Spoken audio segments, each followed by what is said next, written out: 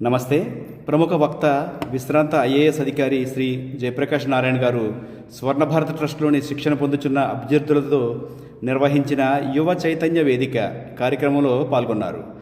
ఈ సందర్భంగా ట్రస్ట్లోని doctor APJ Abdul Kalam skill development సెంటర్లోని శిక్షణ ఇస్తున్న అన్ని విభాగములను సందర్శించి ఇక్కడ జరుగుతున్న శిక్షణ విధానాన్ని చూసి విద్యార్థులతో సంభాషించడం జరిగింది.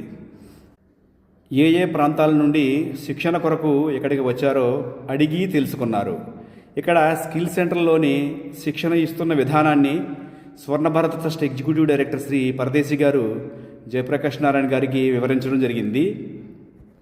అనంతరం స్వర్ణ భారత ట్రస్ట్ ఆడిటోరియంలో నిర్వహించిన యువ చైతన్య వేదిక కార్యక్రమంలో భారత పూర్వ ఉపరాష్ట్రపతి వర్యులు శ్రీ ముప్పవరపు వెంకయ్యనాయుడు గారితో కలిసి పాల్గొని శ్రీ జయప్రకాష్ నారాయణ గారు ప్రసంగించారు.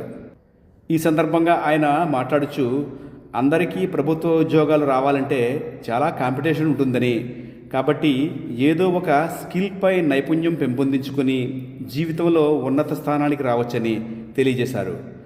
ఇక్కడ ఇస్తున్న స్కిల్స్ అన్నీ వేటికవే ఎంతో ప్రత్యేకత కలిగి ఉన్నవని, ఒకటి ఎక్కువ ఒకటి తక్కువ కాదని, ఇంతటి మంచి వాతావరణంలో శిక్షణ పొందుతున్న మీరు ఎంతో అదృష్టవంతులని, ఈ అవకాశమును సద్వినియోగపరుచుకుని జీవితంలో ఉన్నత స్థానాలకు చేరుకుంటారని ఆశిస్తున్నానని తెలియజేశారు.